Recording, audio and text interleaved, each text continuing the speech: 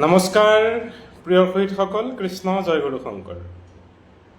আহক কিছু আলোচনা কৰোঁ। অৱশেষত দিছপুৰ আৰক্ষীয়ে ঋতু কলিতাক থানালৈ লৈ আহিলে, গ্ৰেপ্তাৰ কৰিলে, এৰেষ্ট কৰিলে। শব্দটো নোহোৱাই তাত পুলিচে লৈ আহিছে। গায়ক সমাজৰ গোচৰ ভিত্তিত ইতিমধ্যে দিছপুৰ আৰক্ষীয়ে ঋতু কলিতাক থানালৈ লৈ আহিছে। আপোনালোকে নিশ্চয় খবৰ পাইছে। প্ৰিয় শহীদ বন্ধুসকল, কোন আছে আপোনালোক লাইনত আহকচোন, কথা পাতোঁ। ইতিমধ্যে অপ্ৰিয় সত্য কথা কোৱা। নমস্কাৰ প্ৰিয় বন্ধুসকল, আহকচোন কথা পাতোঁ। ইতিমধ্যে ঋতু কলিতাক দিছপুৰ আৰক্ষীয়ে ধৰি লৈ আহিছে। আপোনালোকে বোধ কৰোঁ খবৰ পাইছে। আছাম শিৱসাগৰ, নমস্কাৰ গ্ৰহণ কৰিব। আহক কথা পাতোঁ বন্ধু বান্ধৱী, কোন কোন আছে লাইনত। অপ্ৰিয় সত্য কথা, উচিত কথা ক'লে বাপ বেজাৰ। ইতিমধ্যে ঋতু কলিতাক দিছপুৰ আৰক্ষীয়ে ধৰি লৈ আহিছে থানালৈ। শিল্পী সমাজে দিয়া গোচৰৰ ভিত্তিত ঋতু কলিতাক থানালৈ ধৰি লৈ আহিছে। এয়াই হৈছে সমাজ ব্যৱস্থা, আমাৰ আইন ব্যৱস্থা। অৱশ্যে পুলিচৰ দোষ নাই, তেখেতলোকে গোচৰ পাইছে, গতিকে গোচৰৰ ভিত্তিত ধৰি লৈ আহিছে। ঋতু কলিতাৰ ভিডিঅ'ৰ ওপৰত যিমানবোৰ ব্লগাৰে, ইউটিউবাৰে, ফেচবুক ভিডিঅ' ক্ৰিয়েটাৰে যিমান ভিডিঅ' কৰিছে, প্ৰত্যেকবোৰ ভিডিঅ'তে ৰাইজৰ বিপুল সঁহাৰি দেখিছোঁ যে অপ্ৰিয় সত্য কথা কৈছে। ঋতু কলিতাই কোনো ভুল কথা কোৱা নাই।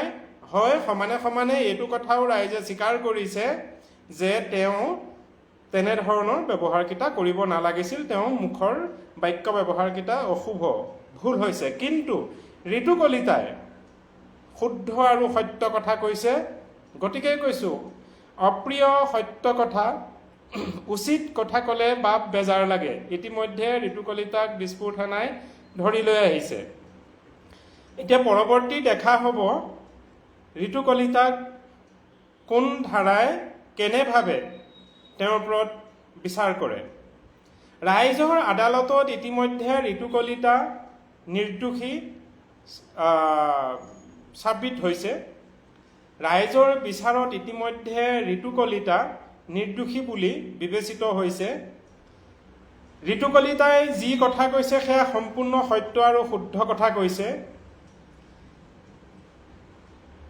গায়ক সমাজৰ গোচৰৰ ভিত্তিত ঋতু কলিতাক দিছপুৰ আৰক্ষীয়ে ধৰি লৈ আহিছে। পৰৱৰ্তী আমি দেখিবলৈ পাম যে ঋতু কলিতাৰ কেছ কেনেভাৱে আগবাঢ়ে, তেওঁ জামিন কিমান সময়ৰ ভিতৰত পায়, থানা পেয়ে গুচি আহে, নে তেওঁক লকআপত ৰাখে, নে তেওঁক জেল হাজতলৈ দিয়ে। ৰাইজ সত্য কথাবোৰ ক'লে সকলোৰে গা পুৰে। সত্য কথা ক'বলৈ হ'লে আপুনি এজন পাৱাৰফুল মানুহ হ'ব লাগিব, আপোনাৰ বেকগ্ৰাউণ্ড হ'ব লাগিব, তেতিয়া চিন্তা কৰিবলগীয়া নাই। কিন্তু আমাৰ দৰে সাধাৰণ মানুহবোৰে যদি সঁচা কথা কয়, ভদ্ৰ সমাজত, এখন অধোগামী ভদ্ৰ সমাজত বিপদ আছে। আজি ঋতু কলিতাক পুলিচে ধৰি লৈ আহিছে। পৰৱৰ্তী লক্ষণীয় হ'ব যে তেওঁৰ বিচাৰ প্ৰক্ৰিয়া ধাৰা কেনেভাৱে আগবাঢ়ে। কিন্তু ৰাইজৰ আদালতত ঋতু কলিতা নিৰ্দোষী বুলি তেওঁ বিচাৰ ইতিমধ্যে ৰায়দান হৈ গৈছে। হয় হয় হয়, তেখেতক দাদাই নিজে গৈছে। নহয়, তেখেতক নিজে গৈছে মানে মাতি লৈ গৈছে নেকি বোধ কৰোঁ পুলিচে। মই পোৱা বাতৰি মতে এজন পুলিচে কিন্তু তেওঁৰ হাতত এনেকৈ ধৰিও লৈ গৈ আছে। এইটো এটা মোৰ সহ্য নহয়। কি মানে মানুহবিলাক, পুলিচে ঠিক আছে গোচৰৰ ভিত্তিত আহিছে তেওঁক মাতিবলৈ, হাতখনত ধৰি নিবলৈ, কাপটো বাৰু লগাব নোৱাৰে, কিন্তু হাতখনত ধৰি নিয়া কি যুক্তি আছে? এজন সাধাৰণ সঁচা কথা কোৱা মানুহক হাতখনত আকৌ ধৰি নিয়া অৰ্থটো কি পুলিচে? আৰে ভাল ভাল বদমাছ চোৰ ডকাইত ব্যভিচাৰবিলাক অসমত চলি আছে, সেইবিলাকক ধৰিবলৈ পুলিচৰ সাহস শকতি নাই। আৰু উচিত কথা সঁচা কথা কোৱা মানুহক পুলিচে ধৰি লৈ আহে। বাৰু যি কি নহওক, আদালত মানে ৰাইজৰ আদালতত ঋতু কলিতা নিৰ্দোষী হয়। তেওঁ ৰাইজে সমানে সমানে কৈছে যে তেওঁ যি কথা কৈছে উচিত কথা কৈছে, কিন্তু সমানে সমানে এও কৈছে যে তেওঁ মুখত কিছু অভব্য ব্যৱহাৰ কৰিছে, সেইকেইটা অৱশ্যে দুখনীয়, বেয়া লাগে, কিন্তু তেওঁ যিকেইটা কথা কৈছে সেয়া সত্য কথা। এতিয়া আহোঁ, প্ৰকৃততে ঋতু কলিতাৰ সেয়া জগৰ আছিল নেকি? ভুল ঋতু কলিতাৰ নেকি বাৰু? চাওক, যি এই পৰিৱেশটো ক্ৰিয়েট কৰিছে অসমত এই পৰিৱেশটো যিয়ে ক্ৰিয়েট কৰিছে, এইটো এটা সংস্কৃতিক অপসংস্কৃতিলৈ যি ধাৱমান কৰি লৈ গৈছে, বোৱাই লৈ গৈছে এটা সুত। আমাৰ যিটো পুৰণি বিহু সংস্কৃতি, যিটো আমাৰ অসমীয়া পৰম্পৰা, বিহু বুলি ক'লে আমাৰ হৃদয়খন 7-8খন হৈ থাকে। মানে এই পৰিৱেশটো আজি এই মঞ্চ বিহুলৈ লৈ যোৱা এই যিটো বেপাৰটো, এই যিটো এটা অসমীয়া জাতিক ধ্বংসৰ মুখে লৈ যোৱা যিটো এটা পৰিৱেশ, এই পৰিৱেশটোৱেই বাধ্য কৰাইছে ঋতু কলিতাক আজি অপ্ৰিয় সত্য কথা ক'বলৈ। লগতে ঋতু কলিতাক বেয়া কথাকেইটা ক'বলৈ কোনে বাধ্য কৰিলে? একমাত্ৰ মদে কৰিছে। ঋতু কলিতাই মদ খাই আছিল, গতিকে মদে তেওঁক বাধ্য কৰিছে। চাওক, চিধা চিধি কথা। মোৰ বিচাৰত ঋতু কলিতাক এৰেষ্ট কৰিবলগীয়া নহয়। এৰেষ্ট কৰিবলৈ হ'লে মদক কৰক। আইনত আনমেচিয়ৰ্ড মানুহে যদি অপৰাধ কৰে, তেওঁৰ ওপৰত বিচাৰ নাই। যদি কি বুলি কয়, পাগল মানুহে কিবা এক্সিডেণ্ট কৰে, পাগল মানুহৰ ওপৰত বিচাৰ নাই, কাৰণ তেওঁ পাগল। আনহাতে নিচাসক্ত মানুহে কৰা অপৰাধত অপৰাধী নহয়, কাৰণ তেওঁ নিচাত আছে, তেওঁ সুস্থ পৰিৱেশত নাই। এতিয়া কথা হ'ল, ঋতু কলিতাই যি নক'বলগীয়া দুটা অসভ্য ব্যৱহাৰ তেওঁ কৰিলে, সেইকেইটা ক'ব নালাগিছিল, কিন্তু সেইকেইটা কোনে কোৱাইছে? কোনে কৈছে? মদে কৈছে, ঋতু কলিতাই নাই কোৱা। গতিকে মদক ধৰক। আজি এটা বাতৰি আপোনালোকে পাইছেনে? হিমন্ত বিশ্ব শৰ্মা মহোদয়ে আজি এটা ঘোষণা কৰিছে, ডিব্ৰুগড়ত মদৰ দোকান 12টালৈকে খোলা থাকিব আৰু অন্যান্য বজাৰসমূহ 24 ঘণ্টা খোলা থাকিব। গুৱাহাটী চহৰতো 24 ঘণ্টা দোকানসমূহ খোলা থাকিব, লগতে মদৰ দোকান 2টালৈকে খোলা থাকিব। গুৱাহাটী চহৰত ডিব্ৰুগড়তকৈ 2 ঘণ্টা বেছিলৈকে মদৰ দোকান খোলা থাকিব, ৱাইন শ্বপৰ দোকান। এই কাৰণেই ফ্লাইটত মানুহ অহা যোৱা কৰি থাকে, ট্ৰেইন চলি থাকে গোটেই দিন ৰাতি 24 ঘণ্টা। গতিকে মদৰ ৱাইনৰ দোকানবিলাক ৰাতি 2টালৈকে খোলা থাকিব। কথাটো লক্ষ্য কৰিছেনে? গতিকে মানুহক মদ খাবলৈ চৰকাৰেই বিপণীসমূহ খুলি দিছে, এৰি দিছে। আৰু মদ খাই কোনোবা ভাল মানুহে কি ভাল কথা ক'ব নেকি? গান্ধীজীৰ কথা ক'ব নেকি? মদ খোৱাৰ পিছততো কাজিয়া লাগিবই ন? মতা তিৰোতা কাজিয়া লাগিব, বাপেক পিতেক কাজিয়া লাগিব, মাৰপিট লাগিব, ভাই ককাই কাজিয়া লাগিব।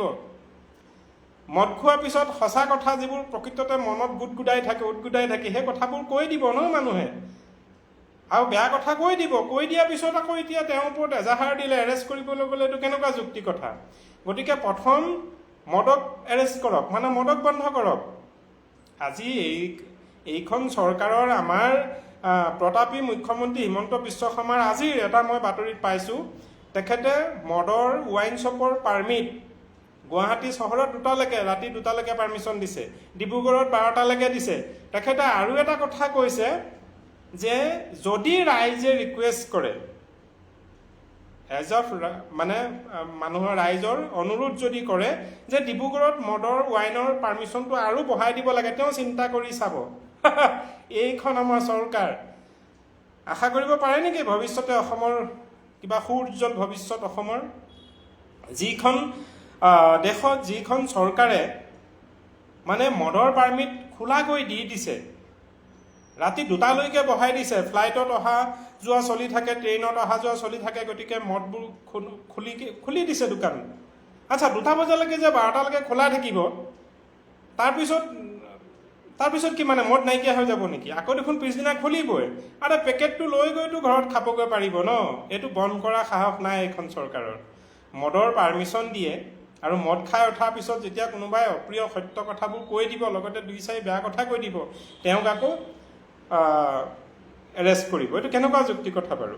বাৰু যি কি নহওক, আমাৰ ৰাইজৰ আদালতত ঋতু কলিতা নিৰ্দোষী বুলি ইতিমধ্যে সাব্যস্ত হৈছে। তেওঁ নিৰ্দোষী। তেওঁ অপ্ৰিয় সত্য কথা কৈছে, যি অসমৰ বিহু সংস্কৃতিটো এটা অবাধে যি ধাৱমান কৰি লৈ গৈছে, সেই পৰিৱেশটোৱে বাধ্য কৰাইছে ঋতু কলিতাক আজি মুখ খুলি তেওঁ ক'বলৈ। ঋতু কলিতাই যদি ভদ্ৰভাৱেৰে দুহাত জুৰি নমস্কাৰ কৃষ্ণ এনেধৰণে যদি ক'লেহেঁতেন, মৰমৰ ভাই বন্ধুসকল, কি কয়, বিহু সমিতিয়ে এনেকৈ নকৰিব, তেনেকৈ নকৰিব, কোনোবাই শুনিলেহেঁতেন নেকি? নুশুনে। গতিকে ঋতু কলিতাই যি সত্য কথাখিনি তেওঁ কৈ দিলে মদৰ নিচাতেই, গতিকে আজি সেই আমাৰ অসম ধ্বংসকাৰী যিসকল গায়ক শিল্পী সমাজ, গায়ক সমাজৰ মূৰত মানে ধৰি ল'লে। গতিকে সকলো উজাৰ খাই আহিছে, দাং খাই আহিছে, আৰু তেওঁলোকৰ এজাহাৰৰ ভিত্তিতে আজি দিছপুৰ আৰক্ষীয়ে তেওঁক ধৰি আনিছে। আমাৰ ৰাইজৰ আদালতত ঋতু কলিতা নিৰ্দোষী বুলি চাবমিট হৈছে। পৰৱৰ্তী দেখা হ'ব ঋতু কলিতাক আইনে কি ব্যৱস্থাৰে তেওঁৰ ওপৰত কি বিচাৰ কৰে।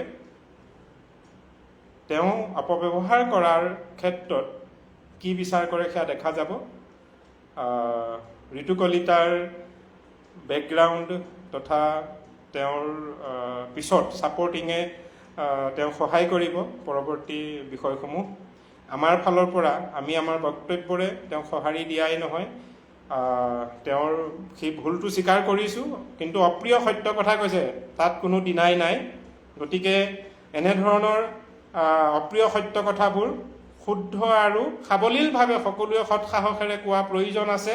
নহ'লে এক শ্ৰেণী সমাজ বিধ্বংসী এনে ৰংবঙীয়া কিছু গায়কে, শিল্পীয়ে, মানে নামত শিল্পীয়ে গোটেই সমাজখন ধ্বংস কৰিবলৈ আগবাঢ়ি গৈ আছে। বৈকুণ্ঠ দাস অলছ' ৱাচিং, একদম যীশুদেৱ, হয় আপোনালোকৰ মতামতসমূহ জনাব। ঋতু কলিতাই হয় তেওঁ 2-4টা শব্দ বেয়া কথা কৈ পাইছে, আৰু সেই কথাটোকে কৈছোঁ, সেয়া ঋতু কলিতাই নাই কোৱা, সেয়া ঋতু কলিতাক কোৱাইছে। কোনে কোৱাইছে? আমাৰ এই পৰিৱেশটোৱে কোৱাইছে, যিয়ে আমাৰ বিহু হৃদয়ৰ আমাৰ মানে বাপুতি সাহোন যিটো এই বিহু ব্যৱস্থাটোক যি পেণ্ডেললৈ ষ্টেজলৈ লৈ গ'লগৈ, যি বোকা ডেন্সলৈ লৈ গৈছেগৈ, যি এটা ব্যৱসায়িক কৰি পেলাইছে, গোটেই জাতিটোক ভিক্ষাৰী কৰি পেলাইছে, যাক আমি বিদেশী বুলি সদা ককৰ্থনা কৰি আহিছোঁ। মাৰোৱাৰী বিহাৰী দোকানত মানে আমি পইচা বিচাৰি আমাক ভিক্ষাৰী জাতিলৈ পৰিৱৰ্তন কৰি দিছেগৈ। এই অপ্ৰিয় সত্য কথাখিনি তেওঁ কোৱাটোৱে তেওঁ অপৰাধ হ'ল। আৰু আজি অৱশেষত দিছপুৰ আৰক্ষীয়ে সেই গায়কসকলৰ এজাহাৰ ভিত্তিত লৈ আহিছে। পৰৱৰ্তী দেখা হ'ব কি হয় বাৰু। অপ্ৰিয় সত্য কথা কৈ যাব ৰাইজ, কাৰণ নহ'লে এখন শুদ্ধ আৰু সত্য শুদ্ধ সমাজ ধৰি ৰখাত কষ্ট হ'ব। এক শ্ৰেণীৰ দালাল শ্ৰেণী মানুহ আছে, যাক কেৱল মুনাফাটো লাগে, টকা লাগে, কেৱল পদলেহন কৰিবলৈ জীয়াই আছে, তাত বাদে একো নাই। ধন্যবাদ। সত্যৰ সদায় জয়। হয় সত্যৰ সদায় জয়। আজি বাতৰিটো চাওক দেই। হিমন্ত বিশ্ব শৰ্মাই কৈছে ডিব্ৰুগড়ত 12টালৈকে মদৰ দোকান খোলা থাকিব, গুৱাহাটীত 2টালৈকে খোলা থাকিব। অন্য ৰাইজে যদি আপত্তি কৰে, তে ডিব্ৰুগড় চহৰে কিংবা অন্য চহৰে যদি আপত্তি কৰে অতিৰিক্ত সময় মদৰ ৱাইন শ্বপৰ দোকান খোলা ৰাখিব লাগে, তেতিয়া তাৰ ওপৰত তেওঁ চিন্তা কৰিব। যিখন চৰকাৰে আমাৰ দেশত মদৰ দোকান খোলা বজাৰ কৰি দিছে, আৰু সেইখন দেশত আমি বাৰু কি উজ্জ্বল ভৱিষ্যত অসমৰ আশা কৰিব পাৰোঁ কওকচোন? কিয়? মই আকৌ কৈছোঁ, সাহস কিয় নাই মহাশয় হিমন্ত বিশ্ব শৰ্মা মহোদয়? কিয় আপোনাৰ সাহস নাই? আপুনি জানে যে মদ খালে মানুহৰ বিবেক শূন্য হৈ যায়, আৰু বিবেক শূন্য হোৱাৰ পিছত মানুহে নকৰিবলগীয়াবোৰ কৰি থাকে। ঘৰ গৃহস্থী ধ্বংস হৈ গৈ আছে। গোটেই অসমত যিমানবোৰ ৰোড এক্সিডেণ্ট হৈ আছে, কেৱল আমি RIP লেখি সমাধান কৰি আছোঁ। এই গোটেই যিবোৰ সমস্যা হৈ আছে একমাত্ৰ মদৰ কাৰণে হৈ থকা নাইনে বাৰু? অথচ জানি বুজি আপোনালোকে আকৌ মানে ৱাইন মদৰ দোকানবোৰক আপুনি এনেভাৱে খোলা ব্যৱহাৰ কৰি দিছে। কি কৰিব খুজিছে জাতিটোক? আৰে 2টালৈকে খোলা থাকিব, 12টালৈকে খোলা থাকিব। 2টা বটল কিনি লৈ গৈ এইটো বাকীখিনি সময়ত খাব পাৰিব ন? কিয় সাহস নাই? মহাশয়, এই আপোনাৰ এতিয়াও যিবোৰ অনুদান আপুনি দি আছে মানুহক যে অকমান্য কৰি আছে, আৰে ফ্ৰী বস্তু পালে কোনে না বুলি ক'ব? কিন্তু এই ফ্ৰী বস্তু খুৱাই গোটেই জাতিটোক আপুনি অকমান্য কৰি পেলাইছে মহাশয়। আৰু এই ফ্ৰী পইচাবোৰ আপুনি যোগাৰ কৰিবৰ কাৰণে পাৰে যদি হিমন্ত বিশ্ব শৰ্মা মহোদয়লৈ ভিডিঅ'টো শ্বেয়াৰ কৰক, তেওঁ শুনক। নাই, গা নলৰে, কাৰণ এওঁলোকক গাদী লাগে, ৰাজনীতি গাদী লাগে, বাকী একো নালাগে। এওঁলোকে গাদীখনৰ কাৰণেই একমাত্ৰ এইবোৰ ছয়লং বৈলং কৰি আছে। পৰহিদিনাখন কংগ্ৰেছৰ কোনোবা বিধায়ক কাৰোবাৰ বাতৰি পাইছোঁ, তেওঁলোকে কৈ আছে, মোৰ আকৌ সেইসকলৰ ইমান নাম ধাম মনত নাথাকে, খালি বাতৰিত তেওঁ কৈ আছে যে কংগ্ৰেছে হেনো বোলে এইবাৰ অসমৰ প্ৰতি ঘৰ মানুহকে 2500 টকা মাহিলী দি যাব। কিয় দি যাবা 2500 টকা তুমি মাহিলী? কি কামত দিবা? মানে বিজেপিয়ে 1500-1200কে দি আছে, গতিকে কংগ্ৰেছে এইবাৰ তেওঁলোক 26ত শাসনলৈ যদি তেওঁলোক আহে 2500কে দিব। আৰে গোটেই জাতিটোক ভোকা বনাই দিছে। মানে 2500কে যদি তোমালোকে গোটেই ঘৰ গৃহস্থীক দি যোৱা, এতিয়া মানুহবোৰে কাম কৰিব কিয়? বাংলাদেশী মিয়াই আহি দপদপনি নকৰিব কিয়? অসমীয়া মানুহক কাম কৰিব দিয়ক। কেৱল গাদীৰ লালসাত সকলোৱে এওঁলোকে দি আছে 1200, তেওঁলোক কংগ্ৰেছে কৈছে আমি 2500কে দিম। আৰে ক'ৰ পৰা দিবা তুমি 2500কে? ক'বলৈ আকৌ শুনিবলৈ অশুভনীয়। তোমাৰ মাৰাই যতকত আনানে নে দেউতাৰ কিবা পিতৃ সম্পত্তি বিক্ৰী কৰিবলৈ তুমি দিবা? ৰাইজৰ টকাৰেই ৰাইজকে কৰকাটল লগাই হাৰাশাস্তি কৰিবা, আৰু ৰাইজৰ টকাৰেই ৰাইজক টোপ দিবা। ৰাইজক নিকম্মা কৰি পেলাইছে এই চৰকাৰ ব্যৱস্থাখনে। কোনো চৰকাৰে জনসাধাৰণৰ হিতৰ কাৰণে কাম কৰা নাই, কেৱল গাদী লাগে। মোৰ এতিয়া 45 বছৰ বয়স ৰানিং। মই যেতিয়াৰ পৰা বুজিব পৰা হৈছোঁ কিংবা অতীত খুচৰি চাইছোঁ, কোনো চৰকাৰে কাম কৰা নাই ভাল কাম, কেৱল ভোগ ভাগ। যেতিয়াই আমি সমস্যা দেখিছোঁ চৰকাৰ বদলি কৰিছোঁ। AGP দেখিলোঁ, AGP কংগ্ৰেছ দেখিলোঁ, কংগ্ৰেছীপে আকৌ BJP আহিল, তাপে চলি আছে, তাত বাদে একো নাই। কোন চৰকাৰে অসমৰ মানুহক শান্তি দিছে বাৰু? কোন চৰকাৰে শান্তি দিছে কওকচোন? এতিয়া এক শ্ৰেণীয়ে কৈ আছে BJPক চৰকাৰ পাতিব নালাগে। আৰে ভাই ঠিক আছে, নাপাতো BJP চৰকাৰ। কাক পাতিব? কংগ্ৰেছক পাতিব। কংগ্ৰেছে 2500 টকা মাহিলী দিব। অখিল গগৈক পাতিব, তেওঁ আৰু কিবা দিম বুলি ক'ব। আৰু কাৰোবাক পাতিব, তেওঁ আৰু কিবা দিব। আমাৰ এইয়া মৌলানা বদৰুদ্দিনক মুখ্যমন্ত্ৰী পাতি দিম, তেওঁ কি কৰিব? ঘৰতে বহাই খুৱাব, ফুকৰে মুখেৰে চব গুজি খুৱাব, বিনা পইচাত চব। বাছ হৈ গ'ল। আমি কি তেনেকুৱা সমাজ ব্যৱস্থা, আইন ব্যৱস্থা বিচাৰোঁ নেকি যে আমি কাম নকৰোঁ, আমাক কেৱল বহাই খুৱাওক সকলোৱে? আৰে ভাই, কৰ্ম সংস্কৃতি দিয়া ভাই অসমক। অসমৰ মই এজন অসমীয়া ল'ৰা, 20 বছৰ হ'ল মই বাংগালোৰত আছোঁ। মোৰ দৰে অজস্ৰজন ল'ৰা এই কৰোণাৰ সময়ত কিংবা আগৰ কিবা কিবি ইছ্যুত নিশ্চয় আপোনালোকে গম পাইছে যে অসমৰ কিমান মানুহ। আমিতো 4th গ্ৰেড চাকৰি কৰি আছোঁ ভাইসকল, কিন্তু ডাঙৰ হাই প্ৰফাইলত কাম কৰা মানুহ অসমৰ মানুহ বাংগালোৰ, মই বাংগালোৰৰ কথাই কৈছোঁ, বাকীবিলাক চাউথ ইণ্ডিয়াৰ কথা নকলোৱে বাৰু, ভৰ্তি হৈ আছে। কিয়? এই মানুহবোৰ নিজৰ গাঁৱত থাকি নিজৰ পিতৃ মাতৃ পৰিবাৰ সন্তানৰ লগত থাকিবলৈ মন নাই। আৰে নিকম্মা হিমন্ত বিশ্ব শৰ্মা মহোদয়, পাৰিলে মোকো ৱাৰেণ্ট দি পেলাই জেললৈ পঠিয়াই দিয়ক। ঘণ্টা দেখুৱাই দিছোঁ আপোনালোকক। কি কৰিছে? আজি এগৰাকী শিক্ষয়িত্ৰীয়ে কান্দি তেওঁ আপিল কৰিছে যে আমি ক'ত আনএডুকেটেড থাকিলোঁ, আমাৰ ডকুমেণ্ট চেক কৰক, মোৰ স্কুল লাইফৰ পৰা মোৰ এডুকেশ্যন কমপ্লিট কৰালৈকে মোৰ চাৰ্টিফিকেটবোৰ চেক কৰক। ৰাইজ, আপোনালোকৰ চাগে মনত আছে, এই 8 বছৰ শিক্ষকতা প্ৰদান কৰি 8টা বেষ্টক শিক্ষা প্ৰদান কৰি তেখেতলোকক জীৱন আগুৱাই দিয়া এসকল শিক্ষক সমাজে সেইদিনা ৰাস্তাত অনশন কৰিছে, প্ৰতিবাদ কৰিছে। তেওঁলোকক চাকৰিৰ পৰা হেনো উলিয়াই দিয়া হৈছে। কিয়? আজি এগৰাকী মহিলাই কান্দি আকৌ তেওঁ ভিডিঅ' আপলোড কৰিছে, কৈছে যে আমাৰ ডকুমেণ্ট চেক কৰক মহাশয়, আমি ক'ত আনএডুকেটেড, আমাৰ ক'ত কমি আছোঁ, আমি আমাৰ স্কুলত গৈ পৰিদৰ্শন কৰক, নিৰীক্ষণ কৰক যে আমি ক'ত ভুলকৈ শিক্ষা দিছোঁ। আজি অসমত অসমীয়া শিক্ষিত যুৱক যুৱতীবিলাকে অসমত এনে অৱস্থা ভুগিবলগীয়া হৈছে, গতিকে বিদেশত আহিবলগীয়া হৈছে। অসমত কি মাটি নাই, ভূমি নাই, পানী নাই, কি জলবায়ু নাই? অসমলৈ কোম্পানীবোৰ নিয়ক, মুখতে হাত হাল বাই কেৱল নিজৰ কাৰণে মাটি সম্পত্তি ঘৰ বাৰী দোকান বহাৰ বজাই লাভ নাই। আপুনি মন্ত্ৰী হৈছে, আপোনাৰ নামত আপোনাৰ বিলাসিতা আছে, আপুনি মাটি বাৰী ঘটক, বিল্ডিং ঘটক, কোম্পানী বনাওক, ভাই ঘৈণীয়েকক মালিকনী বনাওক, চকু নিদিওঁ বাৰু, কিন্তু অসমৰ মানুহবিলাকক নিৰাপত্তাটো দিয়ক। কিয় এটা সৰু চাকৰি কৰি, মই নকওঁ বাৰু, বেছিকৈ কোৱা নুবুজাব, মই ইয়াত যিটো দৰমহা পাই আছোঁ তাৰ পৰা আধা দৰমহা হ'লেও মই অসমতে থাকি মই কাম কৰি খোৱাৰ মোৰ ইচ্ছা নাই। কিন্তু কিয় নোৱাৰোঁ?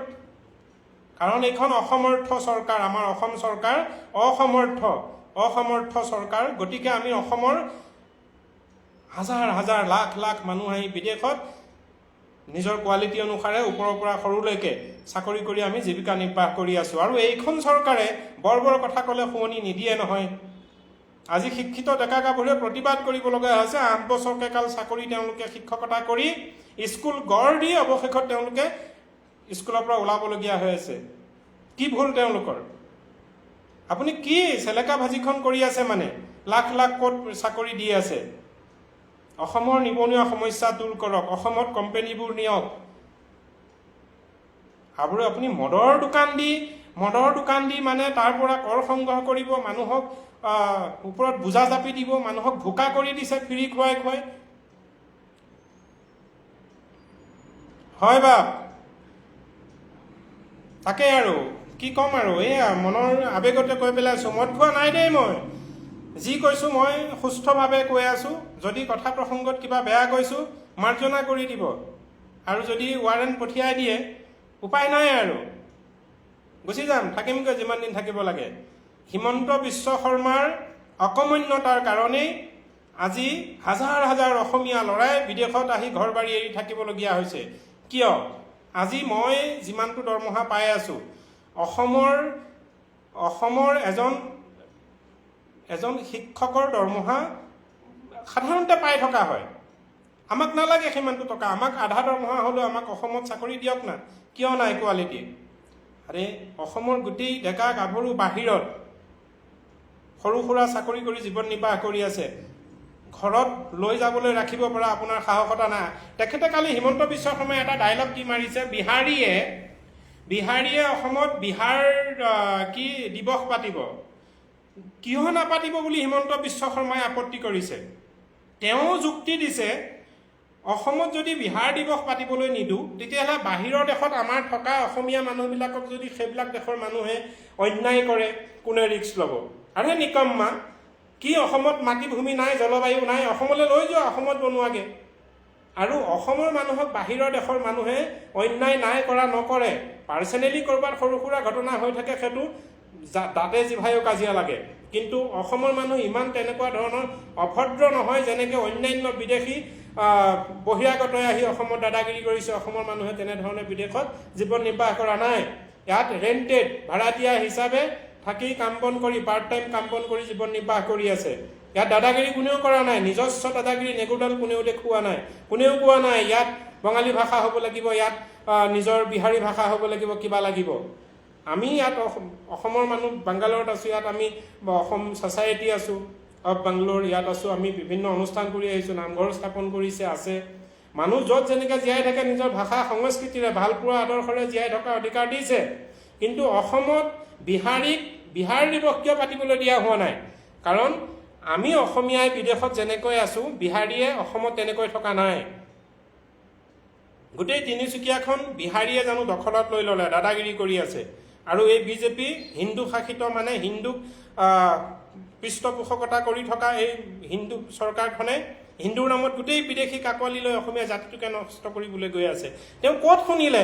বাংগালুৰুত তেওঁ কৈছে গোটেই কৰ্ণাটকতো বোলে লাচিত দিৱস পাতে। ক'ত পাতে ভাইয়া?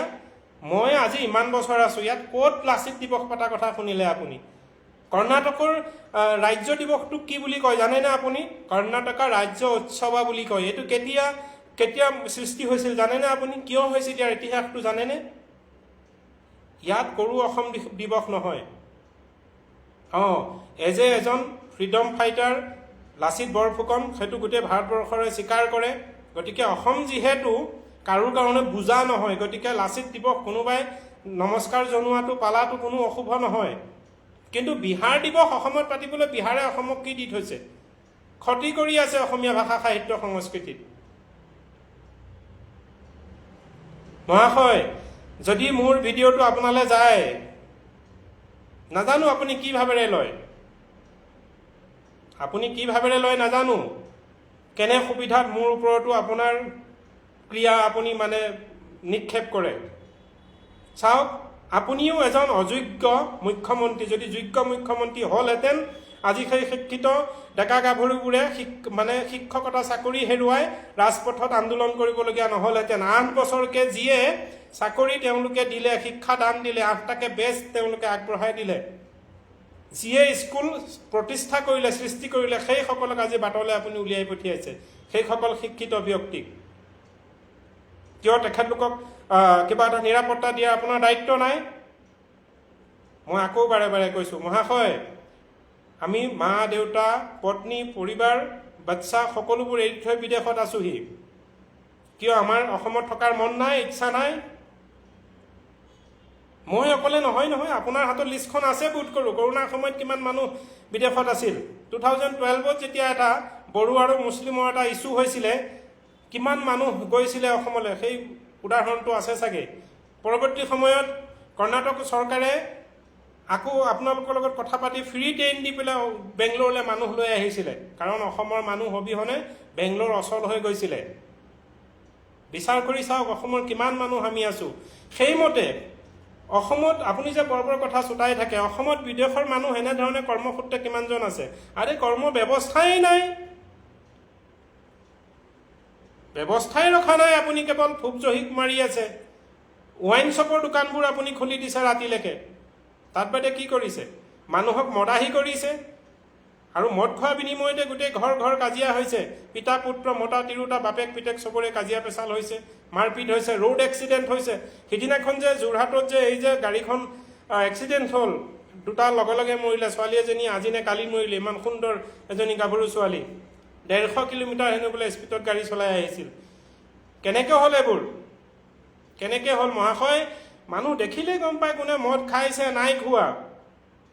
মিছাই সেইডালত মুখত লগাই নিজে মানুহক যে ব্যতিব্যস্ত কৰি থাকে, কিয় তেতিয়া আপোনালোকে ধৰিব নোৱাৰিলে তেওঁলোকে মদ খাই গাড়ী চলাইছিল নে নাই, গাড়ীৰ স্পীড কিমান আছিল, কিয় ধৰিবলৈ আপোনালোকৰ এডভান্টেজবিলাক ক'লৈ গ'ল?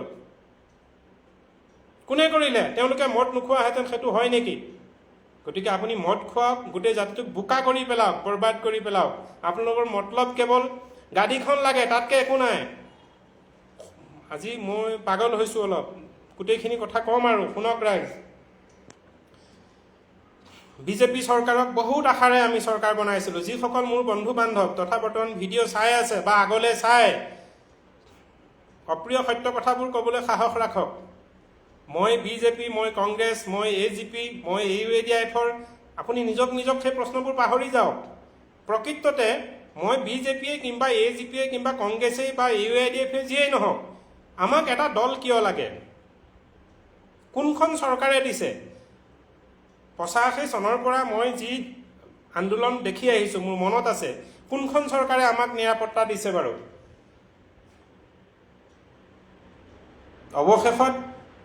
অৱশেষত আহি বিজেপি দিলোঁ। বিজেপি চৰকাৰে এতিয়া আমাক কি দিছে বাৰু কওকচোন? মুছলমানৰ ভয় দেখুৱাই, সেইটো অপ্ৰিয় সত্য কথা, গোটেই ভাৰতবৰ্ষ ধ্বংস কৰি আনিছে, তাহি মধুসূদন দেখুৱাই আছে। কোনে? এই যিটো মৌলবাদ ব্যৱস্থাই।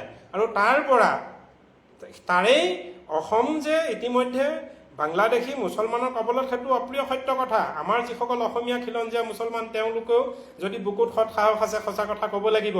তেওঁলোকৰ ধৰ্মৰ লেভেলটো মুছলমান ইছলাম হ'ল বুলিয়ে সেইফালে মাত নামাতিব। আপোনালোক যদি অসমীয়া হয়, অপ্ৰিয় কথাটো কওক। অসম যে ইতিমধ্যে বাংলাদেশী মুছলমানে ভৰ্তি হৈ গ'ল, সেইটোতো সঁচা কথা। আৰু সেইটো কথাকেই দেখুৱাই বিজেপি চৰকাৰে বিজেপি শাসনত বহিছে তেওঁলোকে, যে মুছলমান খেদিব।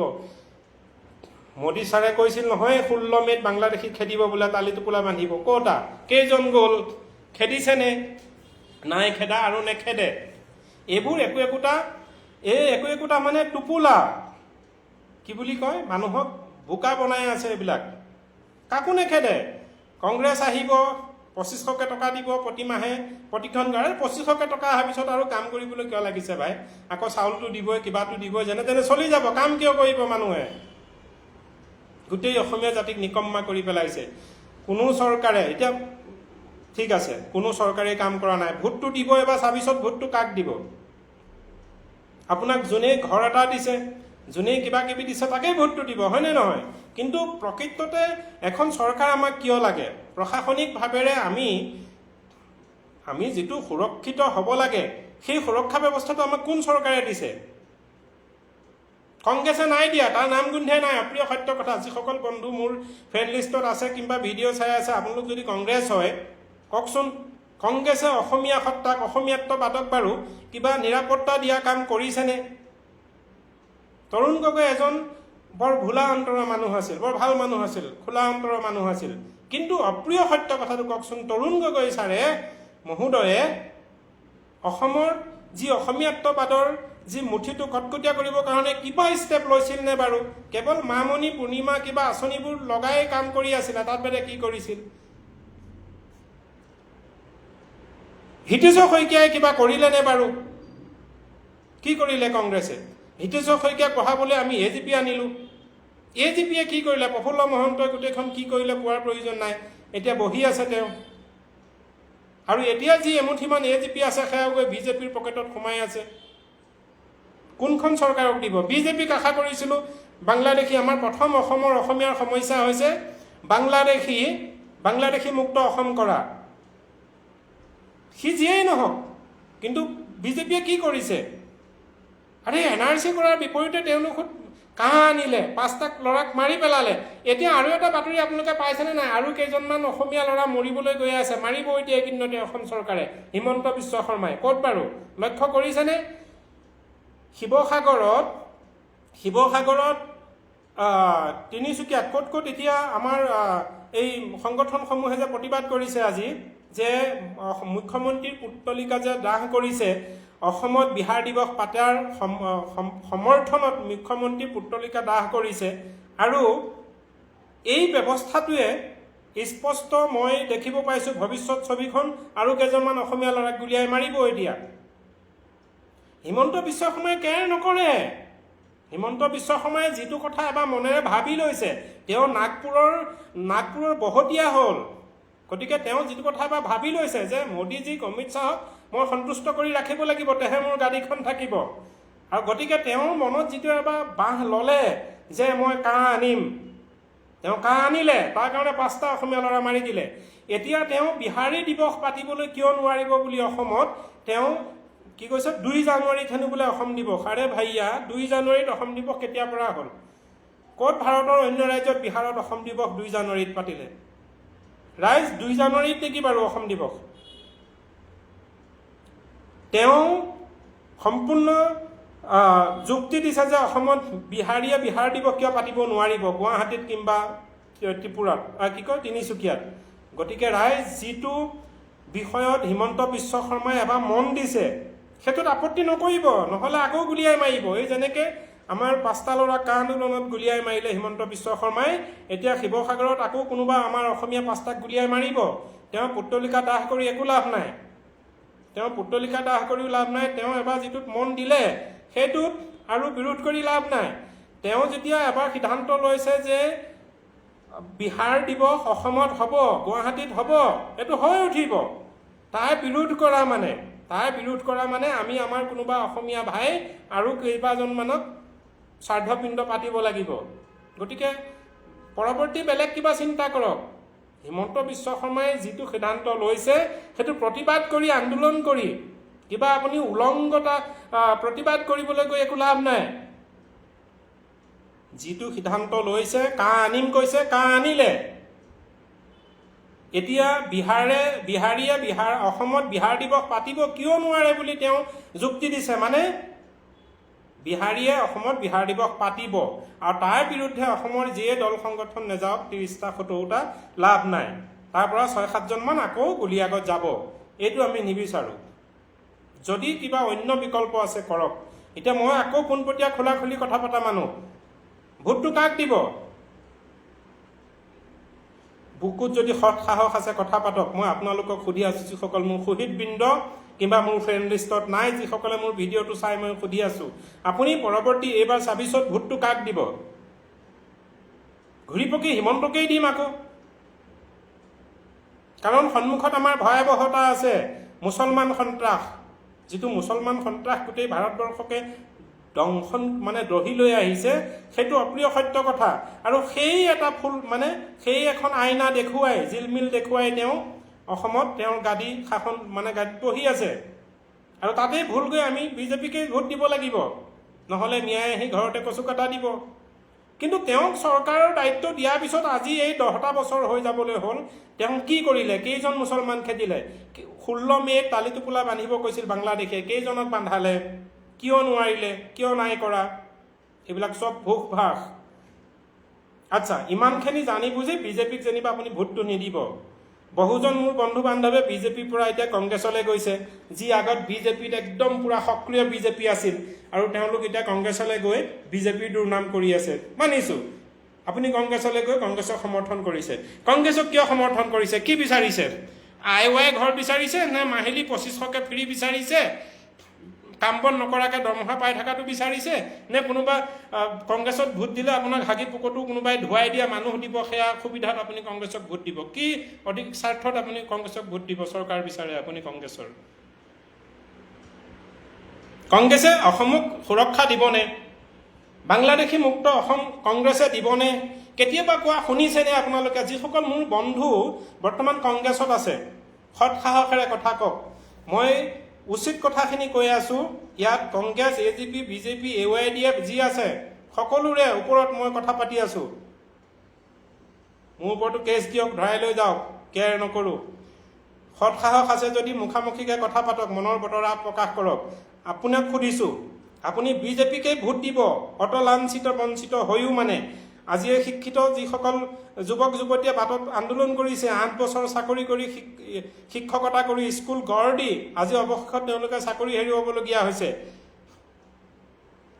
এনেহেন পৰিস্থিতিটো আমি ঘূৰি পকি বিজেপিকেই ভোট দিম। কিয় দিম?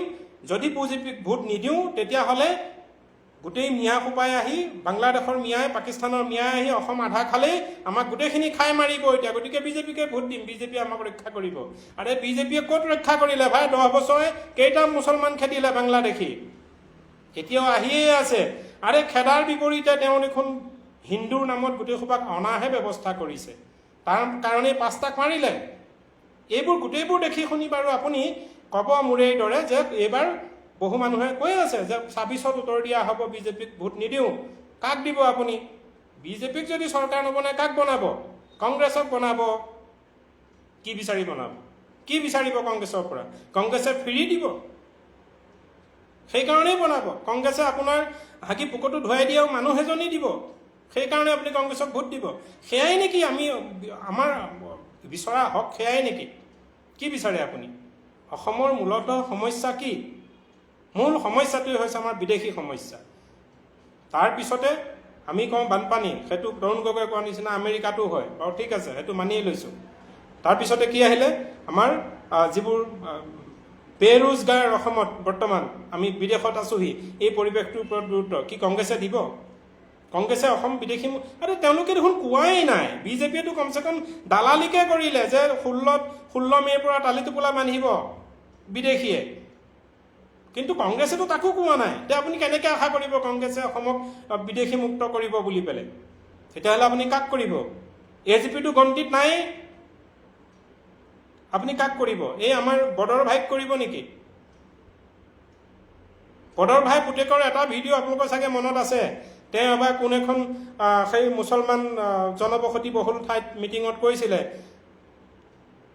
আমাৰ দাড়ি টুপি লুংগি মানুষেৰ চৰকাৰ হইব। তেওঁলোকৰ ইমেজবিলাকত লক্ষ্য কৰিব পাৰিছেনে বাৰু? আমাৰ দুৰ্ভাগ্য এয়াই যে বদৰুদ্দিনৰ দৰে মানুহে অসমত সাংসদ হ'ব পাৰিছে। বিদেশী এইবোৰ যিবোৰ আমি যাক অপ্ৰিয় সত্য স্পষ্টকৈ কৈ আছোঁ, যিবোৰ বিদেশী, বাংলাদেশী, মিয়া, বঙালী, বিহাৰী, যিবোৰে অসমত এতিয়া শাসনৰ ভাৰ ল'বলৈ তেওঁলোকে পাইছে, এয়াই আমাৰ দুৰ্ভাগ্য।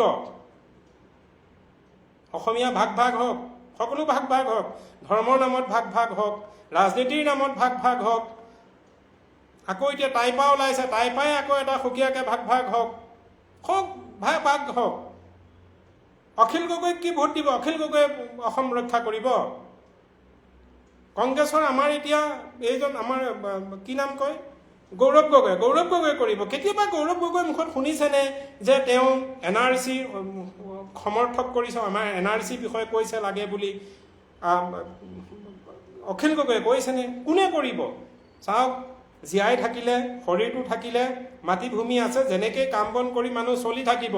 কিন্তু মেইন কথাটো আমাক নিৰাপত্তা ক'ৰ পৰা, অসমীয়া আমি কিহত বৰ্তমান মানে মৰি আছোঁ, কি অদূৰ ভৱিষ্যত কি বিপদ আমি দেখি আছোঁ? বিদেশী ডাঙৰ সমস্যা আমাৰ। এই বিদেশী মুক্ত আমাৰ অসমীয়াক কোনে কৰিব? BJPয়ে নে, AGPয়ে নে, কংগ্ৰেছে নে, UIDFে কোনে কৰিব কওক? নে ৰাইজৰ দলে নে কি দল যে ওলাইছে এইবোৰে কৰিব?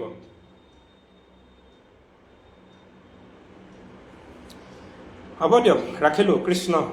এইবোৰ মনৰ ক্ষোভ, মনৰ জুই, এইবোৰ মনৰ ক্ষোভ আৰু জুই, অপ্ৰিয় সত্য কথা।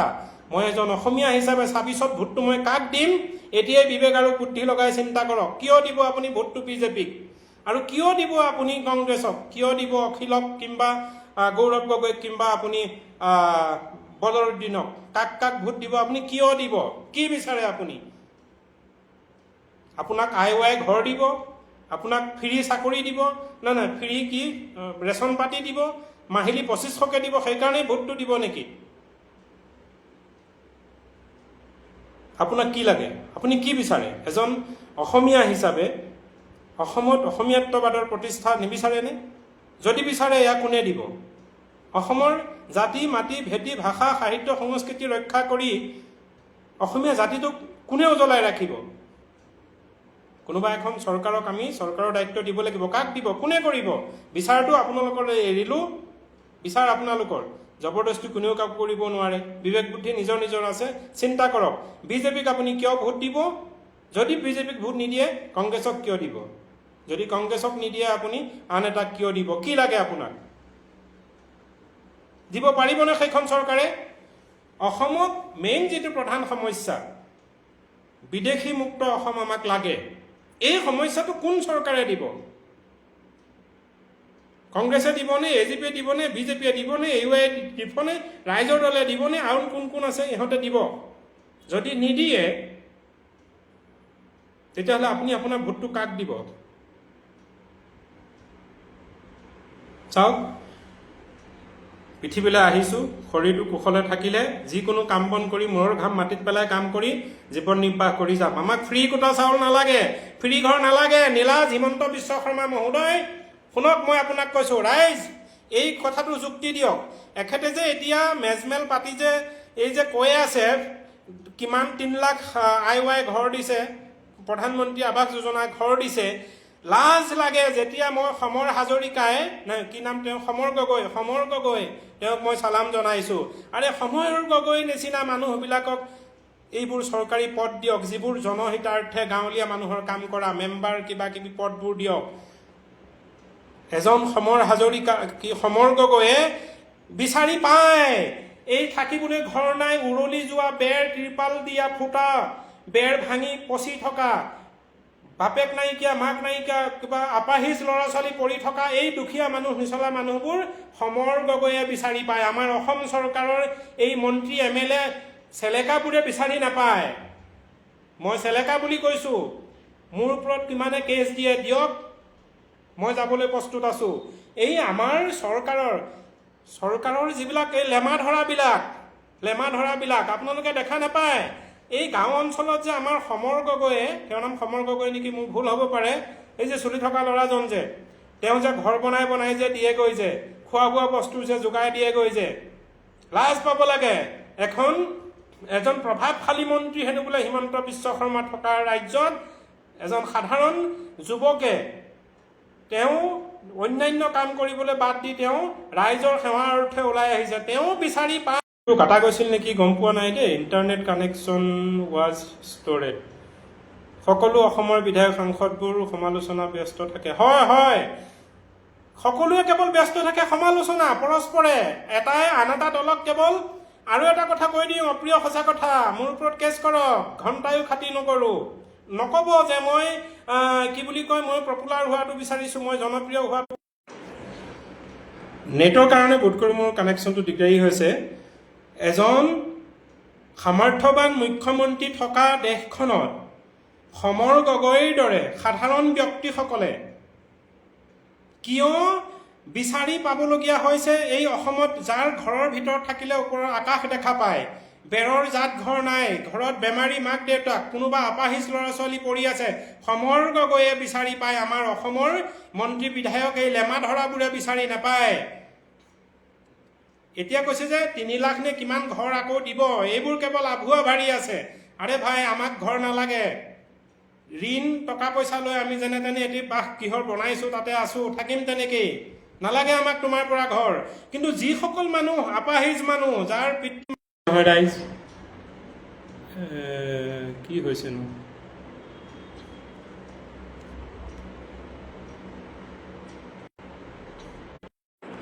মোৰ নেটটোৱে অসুবিধা কৰিছে, চাগে বেছি সময় থাকিব নোৱাৰিম। যি কি নহওক,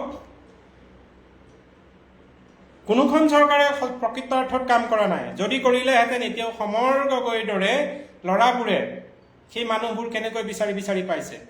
তেওঁ যিবোৰ ছবি আনি দেখুৱাই দিছে, আমাৰ অন্তৰত দুখ লাগে দেখিলে। বিচনাত পৰি আছে, কত মাহে বছৰে ছমাহ বছৰেক হৈ গৈছে, পোক দি গৈছেগৈ। কিয় সেয়া চৰকাৰৰ দায়িত্ব নহয়? সেইবোৰ মানুহক আপুনি সহায় কৰিব নালাগে, চিকিৎসা সেৱা দিব নালাগে? সেইবোৰ মানুহৰ উপাৰ্জন কৰা মানুহ নাই, সেইবোৰ মানুহক আপুনি কিয় ঘৰ দিব নালাগে, পানী দিব নালাগে? এইবোৰ বছৰৰ বছৰ কেৱল আপোনালোকে ভোগ ভাগ কৰি আহি আছে। আমাক নালাগে, ভগৱন্তই দিয়া আমাৰ শৰীৰটো আছে, আমি হাত ভৰি আছে, কাম কৰি খাম ভাই। কিন্তু যিসকল মানুহ নেটৱৰ্কটোৱে অসুবিধা দি আছে, বোধ কৰোঁ আগলৈ ভিডিঅ'টো ৰাখিব নোৱাৰিম। আপোনালোকৰ মতামত জনাব। এইবোৰ মনৰ ক্ষোভ, মনৰ জুই, সত্য, অপ্ৰিয় সত্য কথা কৈ আছোঁ, অপ্ৰিয় সত্য কথা। মই পাগল নহয়, মই মদ খোৱা নাই, মই শুদ্ধ কথা কৈ আছোঁ। মই ফেমাছ হ'বলৈ কোৱা নাই, এইবোৰ সঁচা কথা। হয়নে নহয় আপোনালোকে বুকুত হাত দি কওক, মই যিবোৰ কথা কৈ আছোঁ সঁচা কথা হয়নে নহয়?